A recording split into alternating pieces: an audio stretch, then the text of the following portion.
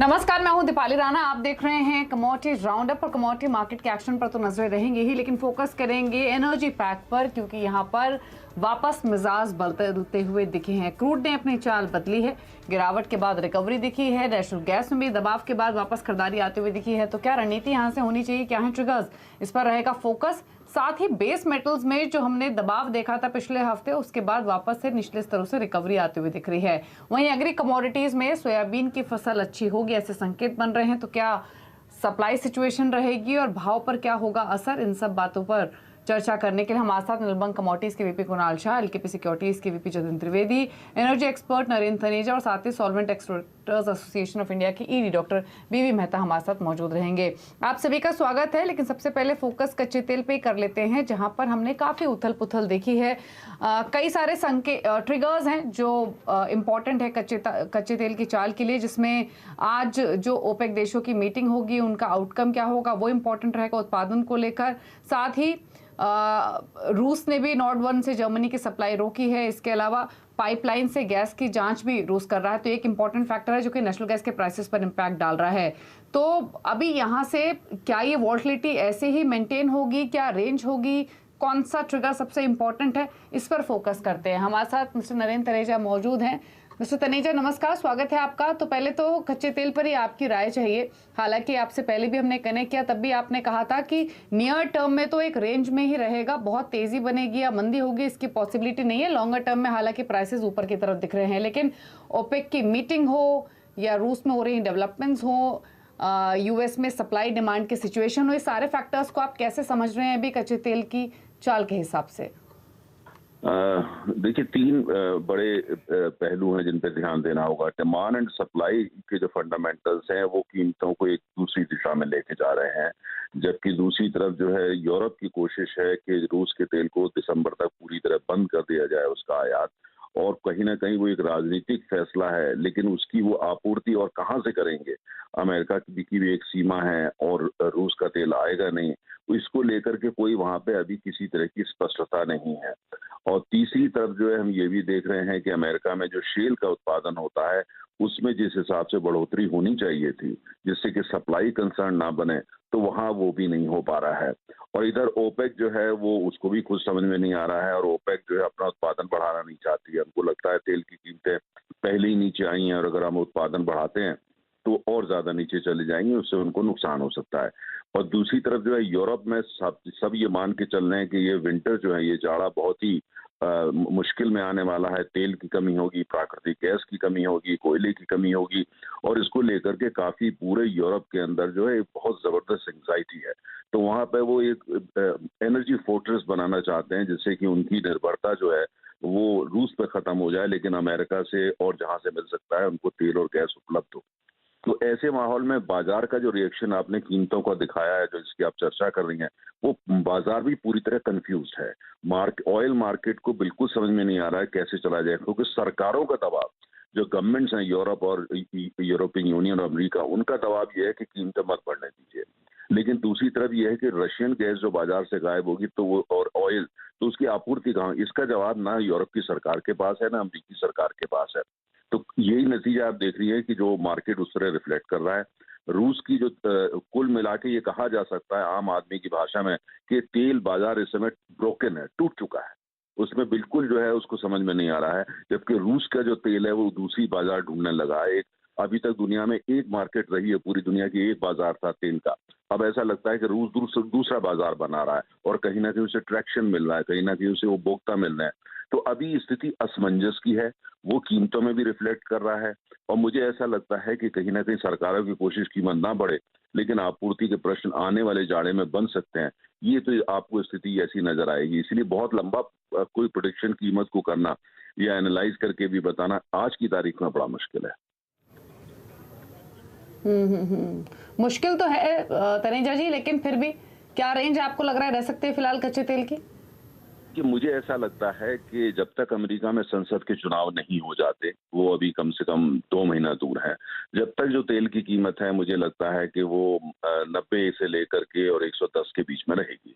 $90 और 110 के बीच में रहेगी। लेकिन जैसे ही अमेरिकी चुनाव खत्म होते हैं और उधर जो है वो जाड़ा दस्तक दे देगा यूरोप में, तब कीमतें क्या होगी उसके बारे में अभी कहना बहुत मुश्किल है। उसके लिए थोड़ा और इंतजार करना पड़ेगा वो इस बात का कि यूरोप गैस कहाँ से लेगा, और यूरोप जो तेल जो उसकी जरूरत है, अगर रूस का आना बंद हो जाएगा तो वो आएगा कहाँ से। हमने ये देखा है तमाम जो गैस है जो भारत, पाकिस्तान, बांग्लादेश, अन्य जापान, चीन को जाती है, वो तो अब यूरोप में जाने लगी क्योंकि वो दुगना पैसा दे रहे हैं। चीन ने जो गैस मंगा ली थी वो री एक्सपोर्ट कर रहा है, आयात कर रहा है और उसको री एक्सपोर्ट कर रहा है क्योंकि उनके पास जो है पाइप गैस रशिया से सस्ते दामों पे आ रही है। तो कुल मिला के अभी पूरा जो एक शतरंज का खेल चल रहा है, तो ये लेकिन स्पष्टता जो है वो अमेरिकी चुनाव के बाद आएगी। अमेरिकी चुनाव तक 90 से लेकर के और ये 110, 115, 12 यही रेंज रहने वाली है। ओके ओके, तो ये तो बात हुई कच्चे तेल की। अब रहेगा इम्पोर्टेंट कि किस तरीके की डेवलपमेंट्स अनफोल्ड होती हैं, लेकिन हाँ प्राइसेस वॉलेटाइल तो हैं, और जैसे कि कहा मिस्टर तनेजा ने कि मार्केट कंफ्यूज भी है कि किस डायरेक्शन में जाएं। तनेजा जी आपसे नेचुरल गैस पर भी राय लेंगे, लेकिन उससे पहले कुणाल, कच्चे तेल में हमने 7,000 के नीचे के लेवल्स देखे, 6900 के नीचे फिसला कच्चा तेल, अब वापस 7100 के ऊपर ट्रेड कर रहा है। क्या व्यू है इन सरों से? वापस से 7600 लग रहा है जाएगा या कोई और सजेशन है? ऐसा मानना है कि आज ओपेक की मीटिंग में वो लोग अनाउंस कर देंगे कि प्रोडक्शन यहाँ से कट करने वाला है, बिकॉज ग्लोबल डिमांड कम हो रही है। यूएस, यूरोप सब जगह पे जो स्लो डाउन चालू है या आगे जाके रिसेशन के कंसर्न्स है, तो वो लोग मार्केट में इंडिकेशन दे देंगे कि we are going to cut the production, और उसके कारण एक सेंटिमेंटल स्पाइक आता हुआ नजर आ रहा है। और मेरी राय में मैक्सिमम 73-73.50 तक WTI जो MCX पे ट्रेड कर रहा है कॉन्ट्रैक्ट WTI का, वो टेस्ट कर सकता है। बट आगे जाके जो western central banks quantitative tightening कर रहे हैं फिलहाल, उनका जो बॉन्ड उनकी बैलेंस शीट पे जो बेच रहे हैं, उसका पेस डबल होने वाला है ये मंथ से। सितंबर, अक्टूबर, नवंबर, ये तीनों मंथ में हम देखेंगे जो पिछले महीने तक यूएस के सेंट्रल बैंक जैसे 45 से 50 बिलियन डॉलर्स तक का बॉन्ड मार्केट में बेचा था, वो ये महीने में सितंबर और अक्टूबर में 100 to 110 बिलियन डॉलर्स के बॉन्ड बेचेंगे।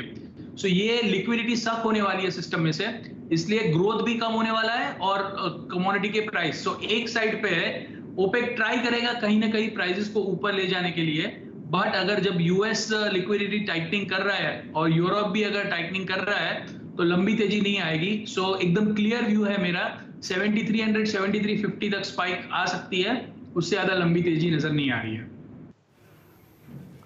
ओके अच्छा मिस्टर तनेजा, नेचुरल गैस पर क्या व्यू है? हमने देखा है कि जर्मनी की भी जो 85% कैपेसिटी है वो कंप्लीट हो चुकी है। ऑलरेडी एक्सपेक्टेशंस यही है कि यूएस में भी जो LNG एक्सपोर्ट्स हैं वहां से डिमांड बढ़ेगी, क्योंकि यूरोपियन शॉर्टेजेस की कंसर्न्स बने हुए हैं जिसने अब तक प्राइसेस को सपोर्ट किया, और इनफैक्ट प्राइसेस में वो ट्रेंड दिख भी रहा है। पिछले हफ्ते हमने थोड़ी सी नीचे भाव जरूर आते हुए देखा, लेकिन आज वापस ऊपर है। नहीं देखिए, जो नेचुरल गैस है उसकी काफी यूरोप के अंदर जो है परेशानी है। आपने यूरोप ठीक है, जर्मनी ने 85% जो अपना स्टोरेज भर लिया है, लेकिन जो अन्य अर्थव्यवस्थाएं हैं जिसमें अभी जर्मनी भी काफी शामिल है, वहां पे कीमतें ऊपर जा रही हैं। आप देख रहे हैं वहाँ बिजली की कीमतें कैसे, जो गैस फायर पावर प्लांट्स हैं, कीमतों में 85% की बढ़ोतरी आ चुकी है। मैं अभी पिछले 10 दिन से यूरोप में था, कल रात को यूरोप से लौट के आया हूँ, और यही मैं पॉइंट इसी के अध्ययन और सम्मेलनों में गया था। तो वहाँ चारों तरफ इसी बात को लेकर के है कि भाई जाड़ा बड़ा मुश्किल में आने वाला है, अर्थव्यवस्था जो है वो कहीं ना कहीं वहाँ पे शैलो रिसेशन आ जाएगा, ये एक मंदी आ जाएगी। और उससे दूसरी तरफ कितनी भी कोशिश की जाए, लेकिन उसके बावजूद जितनी गैस की यूरोप की आवश्यकता होती है पानी गर्म करने के लिए, उद्योग चलाने के लिए, पावर प्लांट चलाने के लिए, उसमें परेशानी आने वाली है। क्योंकि यूरोप में जो रूसी गैस है उसको घरेलू गैस माना जाता है। अब वो घरेलू गैस अगर घर की ना हो, वो बाहर की हो जाए तो परेशानी आनी है। दूसरा क्या है कि जो इंपोर्ट इंफ्रास्ट्रक्चर है, गैस को आप दो ही तरह इंपोर्ट कर सकते हैं, या तो पाइपलाइन से लाइए या समुद्री जहाज से लाइए। समुद्री जहाज लाने के लिए LNG उसको बोलते हैं, वो पूरा जो इंफ्रास्ट्रक्चर बनाने में समय लगता है। अभी जर्मनी में तो है ही नहीं, फ्लोटिंग इंपोर्ट फैसिलिटी वो एक लेकर के आ रहे हैं। पाइपलाइन बंद होंगी, तो इसलिए जर्मनी हो, चाहे वो ब्रिटेन हो, चाहे वो इटली हो या नेदरलैंड्स हो, बेल्जियम हो, स्वीडन हो, इन सबको परेशानी आने वाली है। क्योंकि रूस जो है वो गैस ना देने की वो भी तैयारी कर रहा है। वो $10 मिलियन की रोजाना, 10 मिलियन यूरो की गैस रूस रोजाना फिनलैंड के बॉर्डर के पास बर्न कर रहा है, उसको जला रहा है, क्योंकि उसको जो वो, लेकिन वो यूरोप को नहीं दे रहा है। तो कुल मिलाकर के जो सिचुएशन है वो इतनी आसान नहीं है। इसलिए जैसे ओपेक है, ओपेक के ऊपर जबरदस्त दबाव है अमेरिका का, कुवैत के ऊपर दबाव है जो ओपेक के मेंबर है, इराक पर दबाव है कि भाई आप कीमतों को जो ना बढ़ने दें। तो ओपेक और ओपेक प्लस रशिया होता था, रशिया तो एक तरफ हो गया, तो सब कुछ जो है कहीं ज्यादा कॉम्प्लिकेटेड है। इसलिए मैंने कहा कि अमेरिकी में संसद के चुनाव है, जब तक अमेरिका चाहता है कि तेल जो है वो सस्ता रहे, उसके बाद जो है वो सारी जो असली चीजें निकल के बाजार में आएंगी। लेकिन प्राकृतिक गैस, नेचुरल गैस यूरोप के लिए बहुत बड़ी चुनौती होगी, क्योंकि तेल तो आप ला सकते हैं टैंकर में रख करके, लेकिन गैस को लाना इतना आसान काम नहीं होता। अगर पाइपलाइन से नहीं आ पाएगी तो एलएनजी से लेकर के आना, एलएनजी बहुत लॉन्ग टर्म कॉन्ट्रैक्ट्स पे ज्यादातर जगह है, वो कॉन्ट्रैक्ट ब्रीच हो रहे हैं, होना शुरू हो गए, लेकिन कितने ब्रीच होंगे? अगर वहां होता है तो भारत में दिक्कत हो जाएगी। लेकिन गैस की कीमतें इस जाड़े में पूरी दुनिया में बढ़ेंगी, भारत के लिए भी बढ़ेंगी। हालांकि ग्लोबल मार्केट नहीं है गैस मार्केट, लेकिन जो है कि कीमतों का असर इसलिए पड़ रहा है कि यूरोप जो है ज्यादा पैसा दे करके ज्यादा से ज्यादा एलएनजी जो है वो उसको आयात करने की कोशिश कर रहा है। लिहाजा बाजार में जो इक्विलिब्रियम होता है गैस को, इक्विलिब्रियम जो है वो ब्रीच हो गया है, वो काफी हद तक नष्ट हो चुका है। और यूरोप की कोशिश जहां से भी मिले गैस लेकर के आओ, जिस दाम पे मिले गैस लेके आओ, तो इससे पूरे मार्केट के अंदर जो है आप आने वाले महीनों में देखेंगे काफी परेशानी पैदा होने वाली है, और जाहिर है उसका असर कीमतों पर होगा और कीमतें ऊपर जाएंगी। शुक्रिया मिस्टर तनेजा बातचीत करने के लिए। तो भाव तो ऊपर जाएंगे, इसकी पूरी चांसेस हैं। तो नेशनल गैस पर रहेंगी नजरें, 716 718 के आसपास फिलहाल कर रहा है ट्रेड। जतिन का व्यू लेंगे नेशनल गैस पर, उसके साथ साथ एक बार सोने चांदी पर भी नजर डाल लेते हैं, जहां पर पिछले हफ्ते हमने दबाव देखा था, आज भी सुस्ती देखने को मिल रही है दोनों ही कमोडिटीज में। सिल्वर थोड़ा ऊपर, 0.5% के आसपास। जतिन, पहले तो नेशनल गैस, क्या कमेंट्स हैं इन लेवल से? प्राइसेस का आउटलुक जो है वोलेटाइल कंटिन्यूड है। ब्रॉडली 710 जो है वो बेस सपोर्ट बना हुआ है फिलहाल प्राइसेस को लेकर, और जो सेलिंग प्रेशर जो बना है वो है अराउंड 730-735 के जोन में। तो यहाँ पर बाय ऑन डिप्स की स्ट्रैटेजी बना सकते हैं। जब तक 700 के ऊपर है तो ये कमोडिटी, तब तक एक बाउंस बैक जरूर एक्सपेक्ट कर रहा हूँ मैं इसके अंदर आज से एक आध दो दिनों के लिए। 730 के टारगेट्स के लिए 710-715 के बीच में बाय करना है 700 के स्टॉप लॉस के साथ में, 730-735 के टारगेट्स के लिए। लेकिन 730-735 के पहले निकल भी जाना है, क्योंकि यहाँ पर जो रेंज है वो बना हुआ है वोलेटाइल रेंज, जो 700 से 735 के बीच में बना हुआ है। तो ये रेंज व्यू रहेगा मेरा। आइदर साइड जो भी ब्रेक मिलता है उसके बाद एक डिसाइसिव मूव जरूर मिल सकता है। हालांकि प्राइसेस का आउटलुक ब्रॉडली देखने जाएंगे तो अभी पॉजिटिव है, लेकिन शॉर्ट टर्म में थोड़ा वोलेटाइल सेशन जो है वो रेंज बाउंड का मेंटेन है। ओके, साथ ही कुणाल, गोल्ड सिल्वर पर क्या ट्रेडिंग व्यू रहेगा? वेल, आज यूएस मार्केट्स बंद है, सो उसके चलते हुए थोड़ा शॉर्ट कवरिंग हम आज देखेंगे, और मुझे आज के इंट्राडे सेशन में तो ऊपर ही लग रहा है। 50,400 के आसपास गोल्ड बाय कर सकते हैं 50,650 के टारगेट्स के लिए, और सिल्वर 53,200 में बाय कर सकते हैं 53,700 के टारगेट्स के लिए। सो दोनों में आपको एक आज बाइंग मोमेंटम कंटिन्यू होता हुआ नजर आएगा। और जो यूरोप में अभी जो क्राइसिस चल रही है, इसके चलते हुए भी गोल्ड और सिल्वर में बाइंग हमको देखने मिल सकती है, बिकॉज इट सीम्स दैट सबसे ज़्यादा प्रॉब्लम अभी फिलहाल वर्ल्ड में जो है वो है यूरोप में, और इन्वेस्टर्स वहाँ पे धीरे धीरे गोल्ड और सिल्वर में, स्पेशली गोल्ड में एक्सपोजर बढ़ाते हुए नजर आएंगे आने वाले टाइम में। ओके, चलिए, तो ये स्ट्रैटेजीज हैं सोने चांदी और पूरे ही नेचुरल गैस और कच्चे तेल पर। रुक रहे हैं इसी के साथ एक ब्रेक के लिए। ब्रेक के उस पर फोकस करेंगे एग्री कमोडिटीज पर, खासतौर से एडिबल ऑयल पैक और सोयाबीन पर देंगे आपको अपडेट, लेंगे प्राइस की स्ट्रैटेजी एक ब्रेक के बाद।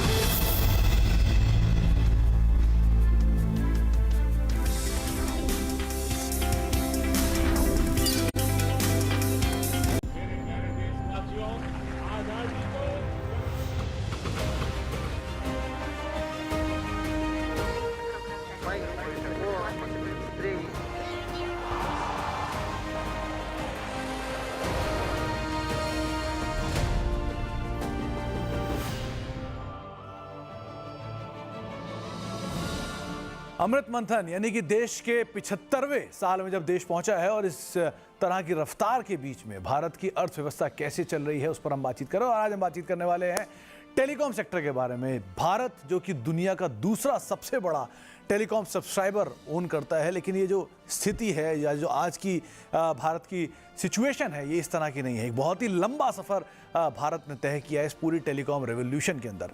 तो इस सिचुएशन की शुरुआत हुई थी 1882 में, ठीक 6 साल बाद, जबकि ग्राहम बेल ने टेलीफोन को लॉन्च किया था। तो पहला सेंट्रल एक्सचेंज जो कि कलकत्ता बना था, उस समय सब्सक्राइबर महज 93 के आसपास पहुंचे थे। आते अब 1947 में, जब देश की कुल आबादी करीब 35 करोड़ थी और उसके सामने महज 0.05% यानी कि 84,000 सब्सक्राइबर उस समय पर होते थे, जो कि बहुत ही सीमित होते थे सरकारी महकमे तक। इसके अलावा देश का पहला एसटीडी 1960 में, जो कि लखनऊ कानपुर के दौरान किया गया, और तब भी जो टेलीकॉम की रेवोल्यूशन थी वो उस तरह से नहीं थी, वो भी एक सीमित दायरे के अंदर ही चलती थी और कुछ सीमित महकमे के बीच में ही ये एसटीडी कॉल्स होती थी। 1984 में जहां पर डिजिटल एक्सचेंज का निर्माण हुआ और वहां से टेक्नोलॉजी धीरे धीरे रफ्तार पकड़नी शुरू हुई, लेकिन अभी भी जो टेलीकॉम की पूरी रफ्तार थी, टेलीकॉम की एक्चुअल सिचुएशन थी, वो वहां पर दिखाई नहीं पड़ी। 1985 में डिपार्टमेंट ऑफ टेलीकम्युनिकेशन का सेटअप हुआ और डिपार्टमेंट ऑफ टेलीकम्युनिकेशन के सेटअप होने के बाद रिफॉर्म्स के अंदर रफ्तार आनी शुरू हुई। इस सेक्टर में जो निवेश था वो आना शुरू हुआ, धीरे धीरे इंडिजिनस जो यूनिट्स थे वो बनने शुरू हुए और यहाँ से जो टेलीकॉम की नींव थी, मजबूत नींव थी, वो बननी शुरू हुई। 1986 में MTNL और VSNL की स्थापना हुई। MTNL जी हाँ, जो अभी भी लिस्टेड है, और VSNL जो आगे चलकर टाटा कम्युनिकेशन के अंदर मर्ज हो गई। तो इस तरह के बड़े सेटअप्स, बड़े ऑर्गेनाइजेशंस जो हैं वो आते हुए दिखाई पड़ी। 1989 जहां पे टेलीकॉम कमीशन की स्थापना हुई। तो ये तो एक तरफ एक पहलू रहा जहां पर टेलीकॉम सेक्टर के अंदर कुछ रिवॉल्यूशंस आते हुए दिखाई पड़े, लेकिन रिवॉल्यूशंस की जो पहला हिस्सा था वो आपने देखा। इस रिवॉल्यूशन का दूसरा हिस्सा आता है जहां से आम आदमी जुड़ा, जहां से टेलीकॉम सेक्टर के अंदर हर घर पहुंचने वाली बातचीत जो है वो शुरू हुई। 1991 में जहां पे आर्थिक उदारीकरण हुआ, इंडस्ट्रियल रेवोल्यूशन, और यहीं से ही अर्थव्यवस्था को एक तेज गति मिली और अर्थव्यवस्था की तेज गति के साथ साथ टेलीकॉम को भी एक बढ़िया रफ्तार मिली। पहली मोबाइल कॉल 31 जुलाई 1995 को उस समय पर पश्चिम बंगाल के सीएम ने सुखराम, जो कि उस समय के टेलीकॉम मिनिस्टर थे, उनको की और यहाँ से मोबाइल रेवोल्यूशन की शुरुआत हुई। मोबाइल रेवोल्यूशन के साथ साथ रिफॉर्म्स का दौर लगातार चलना शुरू हुआ और धीरे धीरे वो रिफॉर्म आपको याद ही होंगे, इसमें अलग अलग सेक्टर के सब सेक्टर्स के अंदर रिफॉर्म आते हुए दिखाई पड़े और टेलीकॉम ने अपने एक्सपेंशन शुरू करे। आपको पेजर याद होगा, आपको बड़े हैंडसेट्स याद होंगे, आपको इनकमिंग कॉल पे आने वाले पैसे जो लगते थे वो याद होंगे। और ट्राई का गठन 1997 में हुआ और वहाँ से धीरे धीरे रेगुलेशन, रूल्स और बेटर साइड पर आते हुए दिखाई पड़े। क्रांति और कंसोलिडेशन, ये सबसे इंपॉर्टेंट वो साल था जबकि इंडियन अर्थव्यवस्था के अंदर 16 प्लेयर्स टेलीकॉम सब्सक्राइबर के तौर पे होते थे, वो धीरे धीरे घटते घटते 3 के आसपास हुए। तो सेक्टर में कंसोलिडेशन और किस तरह से क्रांति रही है तो आपने देखी, लेकिन टेलीकॉम सेक्टर की इस कंसोलिडेशन के बाद जो असली रफ्तार आई, वो रफ्तार आई तब जबकि इस देश में 3G सेवाएं लॉन्च हुई, 4G सेवाएं लॉन्च हुई। यानी कि पहले 50 साल का मूवमेंट और उसके बाद अगले 20 साल में कैसे देश ने रफ्तार पकड़ी। 3G सेवाओं की शुरुआत हुई 2008 में और 4G सेवाओं की शुरुआत हुई 2012 में और यहीं से टेलीकॉम क्रांति जो है उसमें तेजी आते हुए दिखाई पड़ी और एक बहुत जोरदार रफ्तार जो है वो हमने देखी। आज की स्थिति आपके सामने है जबकि देश में कुल 116 करोड़ मोबाइल सब्सक्राइबर हैं, 78 करोड़ ब्रॉडबैंड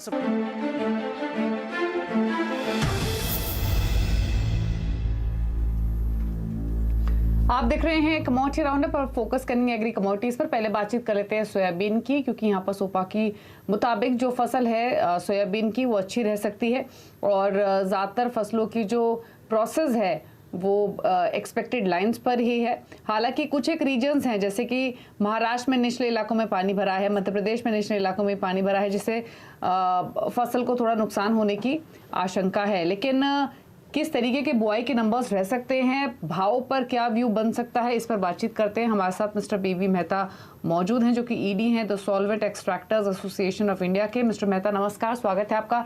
तो पहले तो ये बताइए बुआई की फसल की स्थिति क्या दिख रही है, क्योंकि अगर पूरे ही एडिबल ऑयल पैक को देखें या अब तक जो भी हमारी पिछले काफी समय में चर्चा हुई है, थोड़ी चिंता सप्लाई साइड पर या भाव साइड पर सोयाबीन को लेकर ही थी कि ये प्राइसेस भी यहाँ बढ़ सकते हैं, फसल भी कम रह सकती है। तो फिलहाल की स्थिति बताइए मिस्टर मेहता, पहले तो क्या लग रही है? देखिए, अगर आप सोयाबीन का नंबर देखें तो प्रैक्टिकली 120 लाख के करीब है। ये साल भी 120 लाख है, लास्ट ईयर भी 120 लाख ही थे और उसके अगले साल एक और साल अगर तो 120 है। तो प्रैक्टिकली 120 लाख सोइंग है। जहां तक का sowing situation is concern normal है, थोड़ा डैमेज है। महाराष्ट्र में जहाँ फ्लड आया था वहाँ डैमेज है, पर वो इतना वो डैमेज नहीं है।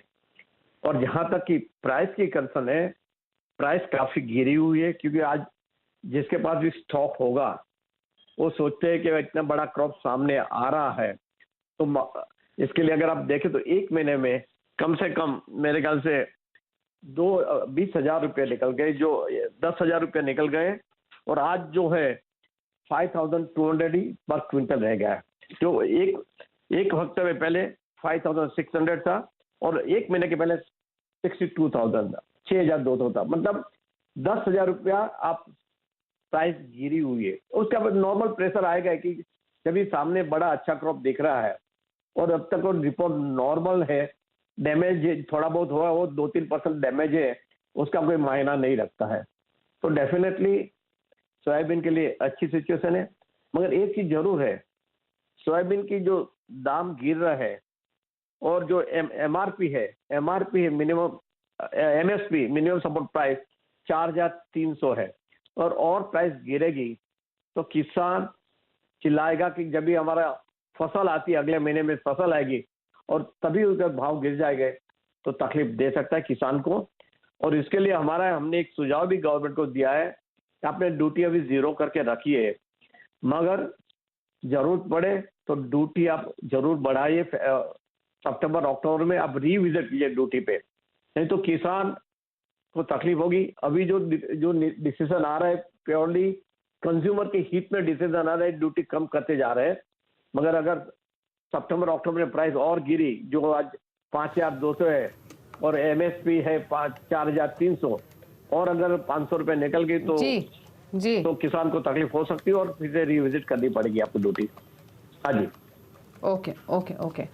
कुणाल, आपका व्यू क्या है सोयाबीन प्राइसेस को लेकर? जी, डोमेस्टिक मार्केट में मुझे कोई लंबी अपसाइड नजर नहीं आ रही है। इंटरनेशनल पॉइंट ऑफ व्यू से थोड़ा बहुत बढ़ सकता है, बिकॉज ऑफ इंटरनेशनल में बहुत सारी अनसर्टेनिटी है रिगार्डिंग द सोइंग, आगे जाके कैसा क्रॉप आएगा ब्राजील में और ये सब। But domestic situation is well supplied और मुझे कोई लंबी तेजी नजर नहीं आ रही है।